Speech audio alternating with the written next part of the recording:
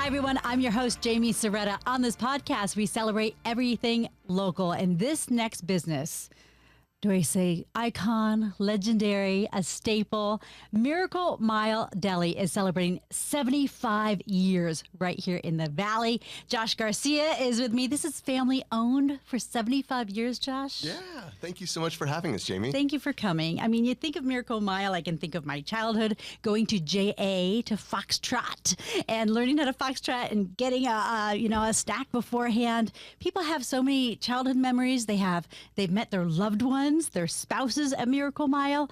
There is so much tied into this restaurant. How did it begin? Where are you guys from in the first place? Wow. You just gave a great synopsis of our 75-year history in 20 seconds. So thank you. So first and foremost, I mean, we started here in 1949. So once again, this is our 75th year in the Valley. So we're very, very lucky and blessed to be able to be a part of the community for over 7 decades. Our first location was on 16th Street in McDowell. So the name Miracle Mile comes from that strip of land that went from 16th Street on McDowell to 24th Street in McDowell. When my grandfather got here in 1949, he moved here from Brooklyn, New York. Couldn't find any work initially in Tucson. That's where they started. He took the bus up from Tucson to Phoenix and kind of walked around and found a restaurant down the road, 1521 East McDowell Road, called Pat's Cafe. And couldn't really find a lot of work in that area, so we went into the cafe, talked to the owner. A couple hours later, he walked out with a restaurant. Oh my gosh. Just bought the whole darn thing, huh? Was that the goal? Was he thinking? You know what? I don't necessarily think that that's what he was thinking. I think that that's what maybe just transpired over time. Wow. He started in the bakery business when he was 9. So he started working in a bakery when he was 9 years old in New York. So was his family bakers? He became just kind of a baker through learning. He became the man of the house when he was 10 years old. His father passed away when he was 10. So he had his mother and 2 other sisters that he had to really care for. Oh my gosh. So I think he just kind of learned through different aspects of life and growing up through the School of Hard Knocks in the 20s and, having a family. He had a daughter, my oldest aunt. She was very young at the time, and she had asthma. So they said, move out west. The air is cleaner. They all said that then, didn't they? So that's what brought them out west to Arizona. So they were in Tucson then, and then bought the shop. Bought the shop. Looking for a job, bought the place. What happened next? So he kind of brought the East Coast delicacies into his menu, the stuff that he was familiar with. So the pastrami, the brisket, the corned beef. He was the first person to bring the New York-style Frankfurter from New York to Arizona, which is why we featured the New York-style Frankfurter as a portion of the plate offerings today, because the New York-style Frankfurter was non-existent in the Valley. It was called a Red Hot. So it was almost the hot dog was the color of your jacket. Oh, my. Yeah, it was bright red.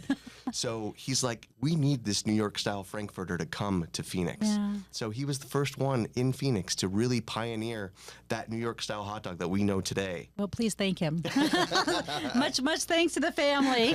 And we have to mention that, if it's a podcast, some people listen, some people watch. Yeah. Yes, Josh brought us some food. It smells delicious in here. So for folks who have not been to Miracle Mile, you brought some of the top dogs, dare I say, on the menu. Let's start with the dog. Let's talk around the table just so I can get it off my mind. All good. So good. The sandwich that's closest to you is our straw sandwich. So that's been our best seller for 75 years. That is our hot pastrami, which is our best-selling protein. So our pastrami has been our top dog. We sell over 3,000 pounds every single month. So our hot pastrami, our hot sauerkraut, melted Swiss cheese on our signature Kaiser roll with a side of fries and a pickle. That is heaven on a plate. Yeah, right? It looks delicious. So that's been our top selling sandwich. I also brought our triple decker for visual purposes. It's another big seller, but it's 3 layers of our noble rye bread that we get delivered every single day. And with lettuce, our hot pastrami, and then Swiss cheese, and then another layer of the exact same thing, which is hot pastrami, the lettuce and the Swiss cheese, and it's just a great visual for anybody who hasn't been to Miracle Mile. If you come and you're hungry, which you should, you shouldn't come when you're not hungry. Only come when you are hungry. You get big servings. Yeah, I mean that's something that the New York style deli is what we're known for having. So if you go to New York, you visualize that big sandwich, that big portion. It creates a value too for people. So a lot of our sandwiches are 2 meals for the price of one. Yeah, for sure. So it's one of those things that we've taken a lot of pride in over the last 7 decades in providing people with a fun value and a memorable sandwich and a memorable meal that they can enjoy with family and friends. When you say over 7 decades, what does it feel like to say those words? Know that was your family all along? Yeah, I mean, it's very, there's a lot of pride, obviously. Having your family business in the Valley for over 100 years. 55 for us. Well, if you count the Ohio years, I guess. Yeah, maybe. But it's one of those things that you take a lot of pride in. And to say that, we've had, the cool thing is we have generations of the same family come inside the restaurant and go, hey, I'm here with my grandmother or my great-grandmother. They brought me here when I was young. I brought my kids. Those are the sorts of Miracle Mile stories that we get all the time. And we're so fortunate to be able to say that we've been a part of their family just like they've been a part of ours. I mentioned love stories. Don't you guys have love stories? Don't you have people? I feel like I met someone who was a server there. She met her husband there. Yeah, you have a very good memory. Yeah, we've had quite a few families that have become a part of one at our restaurant. And we've had several employees that have met at our restaurant, that have dated while working at the restaurant, that have gotten married and moved on to other things. My parents met when they were 15 and 12 at the restaurant. Okay, wait, go back. We can't. Hold please. Your parents met when they were 15 and 12? 15 and 12. My dad was a busboy. And my mom was a cashier. This was in New York? Or this was here. At Miracle Mile? Yeah. They met at Christown Mall. When Grandpa had it. Yeah. Oh my gosh. So my dad started working in the family business when he was 15.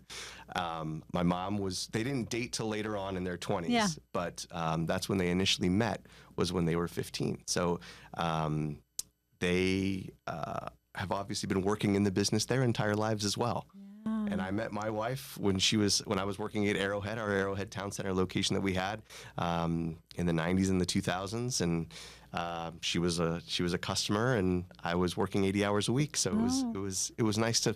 Her servings were always very big. You wanted that extra slice of cake, didn't you? That's it. You got it. So forget the swiping, everybody. This is our life hack here in the Valley to find your spouse. Love at Miracle Mile Deli. I mean, it happens. It's proven. It is. So that's fabulous. It's in the pastrami. It must be. Yeah. What is that magic dish? It must be the love and the pastrami that just kind of is contagious there. Yeah, absolutely. So when we were talking the 16th Street in McDowell, that was the first place. Yeah. You've moved a couple times. We have, yeah. I mean, we expanded. My grandfather wanted to go to Park Central Mall, which a lot of people remember. That was at Central and Osborne. It's still there. It's just been renovated into a few different things. That's where I did my foxtrot training. Awesome. The dance classes. Awesome. So we were there for over 40 years. Yeah. So that was the first real shopping center in the Valley. Wow. So, and then we moved to Christown Mall, which was the first air-conditioned shopping center in the Valley, and that was in the late 60s, early 70s. Wow. So, and yeah, we've had various locations, Arrowhead, Scottsdale. We were at Camelback Colonnade for 15 years, which a lot of people remember. And then in 2016, we opened our current location on 16th Street in Campbell. So it was my dad's dream to build his own restaurant ground up and not be a part of strip centers anymore, own the property, own the building. Nice. And so that was his dream. And so that we made that dream a reality. He did a great job. He worked with a great architect locally here and designing every single square inch of that restaurant. So we're very proud. You should be. Yeah. You should be. So mom and dad are good, right? They're great. Yeah. Thank you. Yeah, so tell them hi I for will. me. I always will. loved being over at your place and either having lunch or doing interviews. Yeah. And the family's awesome. How many members of the family work there now? That's a great question. Yeah. We have a lot of different family members that are brothers, sisters, aunts, uncles that are kind of twined in. Yeah. I'm an only child. So I don't have any brothers or sisters to fight with over the restaurant or decision making. But you know, it's a very cool thing to see. You know, we've got mom and daughter, we've got brothers and sisters, we've got fathers and sons, we've got aunts and uncles that work together, and it's a great family. We've had a long standing tradition of having some fantastic employees that have been with us. Our 2 head chefs have been with us for over 35 years. Oh my gosh. So what's the secret to keeping them in place? you know what? It's about treating them like family. They aren't a number. They are. I mean, they started working in the restaurant when I was 4 years old, so they're able to see the evolution of the business, as well as, you know, you take care of them like family. And you know, we have 20 employees, and each of them are individuals. Each of them have lives outside of work. It's taking care of them and treating them like they're your own. Yeah. And that's how we take care of our customers too. And that's why people come back to Miracle Mile to enjoy. It's an experience, and it's 3 things. It's quality, consistency, and service. Those are the 3 things to me that make a restaurant what it is. And if you lack in one of those departments, there's nothing stopping somebody from going somewhere else. So it's something that we instill in our staff. It's something that we instill in our customers as well. And it's something that we're very proud of every single day. Especially Phoenix must be an interesting town because there's so many people coming and going, and then so many restaurants coming and going. So what happens when a brand new concept moves in across the street? Well, that's a great question. And something that you're going to see is the evolution of those restaurants coming and going as well. And a lot of people that want to say, oh, I want to get into the restaurant business. Okay, well, you better be prepared for it to be your lifestyle, because that's really what it is. When you're operating a restaurant, it becomes a lifestyle. It's not a job at that point. It's not something you can just close the door and just walk out and not have to worry about. I mean, there's a lot of things on the daily basis, on the weekly basis, on the monthly basis that we have to pay attention to every single day. And the customer's never going to see that. That's not their problem, right? But it's really something that you have to be aware of and conscious of, and it's a daily habit. It's a daily routine. You have your checklists, you have your training, you have everything that you go through as an operator, as an owner, that you have to do every single day. And it becomes, you know, a part of your religion, if you will. Yeah. So it's something that you take a lot of pride in. When it comes to other restaurants, I mean, everybody's going to be excited to see them, experience them, talk about them, social media blow up. That's going to be, you know, just a part of what it is, and what the Valley has really, really done a great job of bringing local chefs, national chefs, to welcome in the different culinary scene that Phoenix has really made. And you know, when you expand into Chandler, Gilbert, Scottsdale, Glendale, I mean, you think about all the thousands of restaurants that have opened even over the last 10 years and how vast this valley has become. It's very interesting, obviously. It is, isn't it? But it's something that, you know, we're not worried about it. We're not stressed about it. It's just something that, you know, people know that where to find us, and they are going to come and experience us time and time again.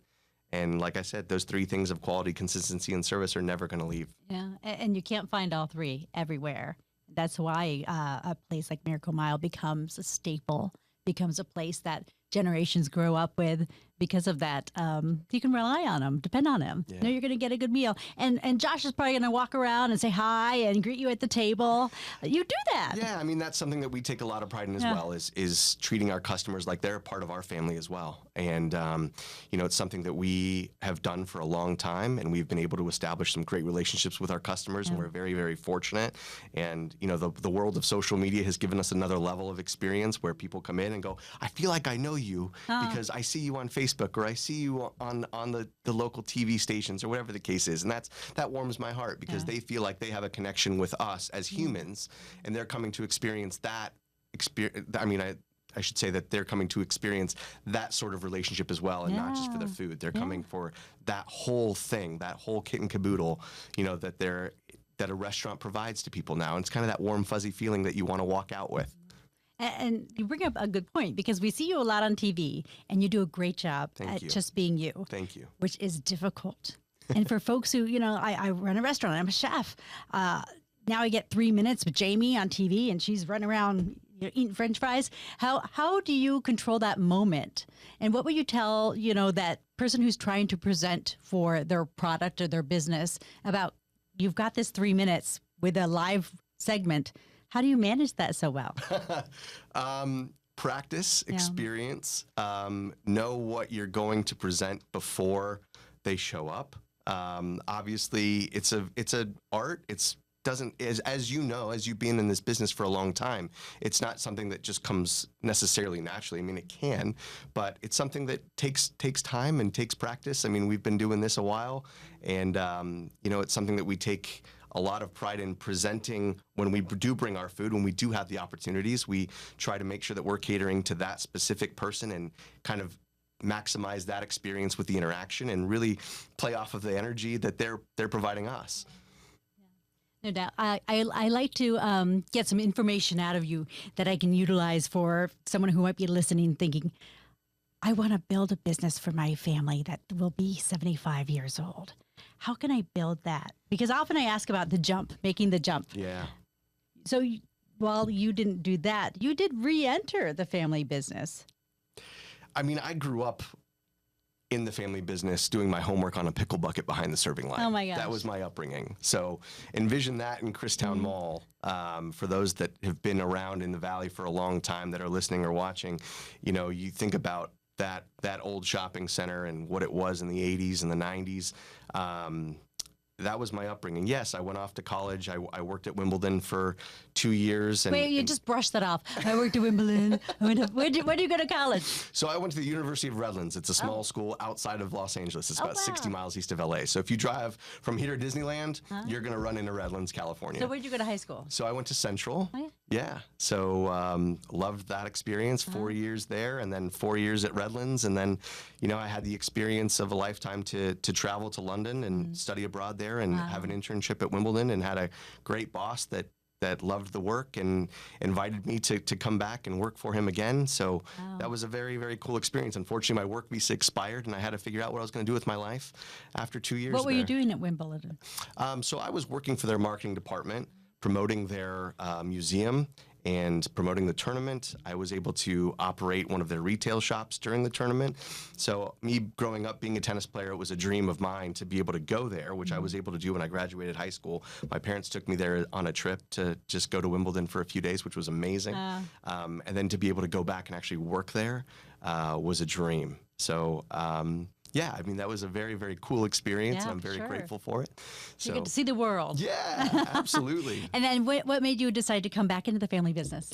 So when my work visa expired, I had to figure out what I wanted to do. I wasn't really sure what I wanted to do. The family business was, I don't want to say the easy route, but it was there. Yeah. And a lot of my friends were working in corporate America, which I really didn't want to do. And so I figured, okay, well, let's try this family business thing and see how it works. And it worked well. I'm celebrating my 20th year in the family business this year. So congratulations. Thank you. Yeah, we saw Todd, one of our longtime employees here at 3TV, Arizona's Family, and I said, oh, it's 75 years old. Josh has not been there the whole time. We'd be asking anti-aging questions, yes, but absolutely. 20 years is a feat indeed as well. And you said as an entrepreneur, you never shut it off, especially with a restaurant. How do you still have some time for you? How do you save a little bit of time for you, for family, for the things that you like to do? Yeah, that's a great question. I think prioritizing time is important. It's one thing I have done a very good job at is prioritizing time and time management. So every single minute of your day is going to be not essentially planned, but you have a routine, you establish a routine. So whether it's getting up at 5 a.m. and getting the gym time in. Is that what you're doing? Yeah, yeah. I try. It doesn't always happen that way, but if you're not going to get it in, you need to sleep in a little bit, or you have a TV segment that you got to prepare for and get to work early for. Then you know that's going to make time. But really managing the time and knowing, okay, at this hour, I need to be there for my wife and my family, and understanding that there's a separation of the two. If you're a business owner, especially if you work in a restaurant, you can easily spend 12 or 14 hours every single day if you wanted to. Right. I told myself at a very young age I was going to be a present father. I was going to be a present husband, and I've done a very good job of that, I think, for the most part. Yes, there's seasons and times where I'm driving my wife crazy and I'm driving my kids crazy because I'm not there, but they know that those times are short-lived and temporary. So is that pastrami season? What is that? It's pastrami season. It's corned beef and cabbage Yes, season. yes, we yes. we just got done with March, which is our busiest month of the year, with spring training and people in town, and our St. Patty's week that we always do annually. So we sell over 5,000 pounds of corned beef during the St. Patty's week. So that's a busy time for us. Okay, so that's a go time. That's the Super Bowl, if you will. Yes, absolutely. Oh, absolutely. wow. So in May, folks might be looking to come visit you guys. You have some specials dropping, yes? Yeah. So we are celebrating our Miracle Mile month. So in 2016, we were able to get the city of Phoenix to proclaim May 10th as Miracle Mile Deli Day. Are you joking? In the city of Phoenix. Gosh. Yeah. So wait, say this again for me. I want to hear it again. Yeah. So we have a proclamation on the wall. If you come inside the restaurant at Miracle Mile and you walk in, you go through the serving line, immediately on your right, you'll see a City of Phoenix proclamation that was signed by Mayor Greg Stanton. And May 10th is Miracle Mile Deli Day. Oh, my gosh. Yeah. Well, happy Miracle Mile Deli Day. Thank you. We're very excited, Is especially cool. for our 75th. Oh, So my gosh. during the week, so May 6th through May 11th, we're going to be celebrating Miracle Mile Week. So we'll be running a special, which will be $19.49, which will be you have a sandwich of your choice and a slice of pie for $19.49. So it'll be a great deal for that week. So May 6th through the 11th. And then during the month of May, we're going to be collaborating with Southwest Human Development for their Grow a Reader program. So they do an amazing job here locally in distributing books to lower income neighborhoods and schools. And their mission is to grow literacy amongst the younger grades. And there's a lot of kids in the Valley and across the world who aren't exposed to having the luxury of having books in their homes, in their schools. So we are going to be working with Southwest Human Development this year and collaborating with them. We're going to have our Super Reader Salad, which you'll see on our menu come May 1st. And we're going to be donating a portion of the proceeds of every Super Reader Salad to the Southwest Human Development so that they can raise some more money to get some more funds to buy books. I think they raise over $1 million every single year to purchase books for kids here locally. Wow. So it's very cool to see that money stays here with the kids and the community here. And so every year we work with a different organization. And so we're very, very happy and proud to be partnering with Southwest Human Development in 2024. How important is it to have your business so deeply tied into the community? For a family-owned business for 75 years, community is a big part of that. Well said. And, being a part of the community is extremely important, but also being able to give back to the community is even more important. And so we are very, very proud and excited to work with different organizations every single year. We've worked with Phoenix Theater Company. We've worked with Colton Cow Foundation. We've worked with Feeding Matters. We've worked with a bunch of different local organizations that do some amazing work here locally in Phoenix. And we're very, very proud, once again, to be partnering with Southwest Human Development. And we're very, I'll say, concentrated on prioritizing that money and those funds that are raised here, that they stay here, that they don't go out of the state, that they don't go, and I'm not saying that those aren't important, Right. but to be a part of the community and support the local people that give back to us and that patronize us and that have supported our family for 7 decades, we want to make sure that we're doing our best to make sure that those organizations, that those people feel our love and our gratitude as well. Being that you've been in the town so long, do you have celebrities who always stop in? Do you have any famous faces who come in and get a sandwich? Jamie Soretta is our most famous celebrity. It's Gibby Parra, isn't it? Gibby Parra, absolutely. You know what? A lot of the local TV anchors and producers and photographers, we're always so excited to see them come in. Jerry Colangelo is probably our most famous, the Godfather of Phoenix, For sure. that comes in on a regular basis, and we deliver to his office regularly. What does he order? He's a big New Yorker fan, which we didn't bring that sandwich today, but that's our hot pastrami, our homemade coleslaw and Russian dressing. Big fan of the egg salad and our Jell-O. We've got old school sides like red Jell-O. I mean, I love Jell-O. Didn't know it was on the menu. I always go for the pie or the cake. Absolutely. Yeah. So, I mean, we're very, very grateful once again to be able to have a brand and a restaurant and a space that people enjoy being in and enjoy experiencing with family and friends. And it's just part of who we are as a restaurant, and being able to serve those people on a daily basis or a monthly basis or an annual basis. If they live out of town, we get people all the time that go, I just got off the airplane. I took an Uber here because I was craving pastrami, and I just took a plane from, let's just say, Detroit or New York. So those are the funny stories that we get on the regular that are pretty fun. What would you tell an entrepreneur who wants to be sitting in your shoes someday before they make that jump into owning their own business, owning their own restaurant? Obviously, if you have a passion for it, do it. You know what I mean? You only live once, but be prepared to have scary moments. Be prepared to learn. Have an open mind. Have an open heart. It's one of those things that you have to, like I said, you dedicate your lifestyle to it. You have to be prepared to do the work. If you're not prepared to do the work, don't take the risk. But you got to be prepared to do the work. And that's where I think a lot of people nowadays, they think, oh, I enjoy baking out of my house. I'm going to open a bakery. And then they spend the money, they spend the time, they spend the effort, they spend the energy. They realize this isn't fun because it's not baking out of your house anymore. And so take that, passion that you have for something and make sure that you can really think it out and plan, strategize before you make that jump. If you want to make that jump, obviously, but ask questions. There's plenty of people in that position that you're in right now that have been in that position before, that have succeeded and failed. Right. And being an entrepreneur is about succeeding, but it's also about failing also, and accepting that, okay, guess what? This didn't work, but we can try something else and maybe this will work. It's really having a lot of failures and maybe one success every once in a while, and just doing that over and over and over again repetitively. Yeah. And it's trial and error. It's good times, it's bad times, but that's what creates the life experience. Yeah, no doubt. So talking about creating life experiences when you're not working, what are you loving in AZ? What are you eating? What are you drinking? What are you doing? Oh, those are great questions. My wife and I do eat out a lot. We patronize a lot of local restaurants. All right, drop names. We hate to cook. We don't have a lot of time to cook. Yeah. We've got a 14-year-old daughter named Sophie and an 11-year-old son named Jack, and they're very busy with their stuff. So we're running around. We love the local Mexican restaurants like Manuel's and Carolina's. Kind of the old school Mexican restaurants that have been around for a long time. La Piñata. We're big Mexican food eaters.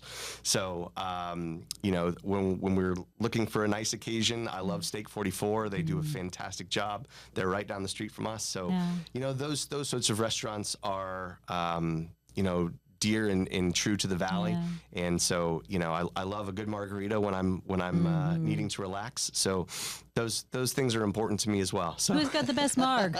You had a bad Steak 44, the Arcadia Rita is hands down my favorite. So my gosh. I'm one or two of those deep during that, and then I finish it off on espresso and a martini, and I don't drive home. Oh, good. So my wife drives home. That's when I need to hit you with the real questions. That's when I get the real answers to everything. Absolutely. Oh, that is awesome. Well, it's so much fun to be here in Arizona. It's so much fun to have Miracle Mile and these legacy restaurants and legacy families, Josh, who help build up who we are as a community and then giving back so strongly. So thank you to you. Thank you to your family. Cheers to you with that pastrami sandwich. It is Miracle Mile Deli. Thanks for being with us. Jamie, thank you so much for having us. Thanks for listening to Jamie's Local Love, the podcast. I'm your host, Jamie Serretta. Our technician is Tom Heidinger. Our editors are Lorraine Shearing and Gina Coy. Do you know a business worthy of some local love? Email me at jserretta@azfamily.com. Follow us at facebook.com/Serretta and Instagram @Serretta News. Make sure to subscribe and give us a 5-star review, please. And tell your friends about the podcast and the businesses we feature to show your local love. You can find us on Apple, YouTube, Spotify, Amazon Music, and anywhere you get your podcasts. Jamie's Local Love, an Arizona's Family Originals podcast.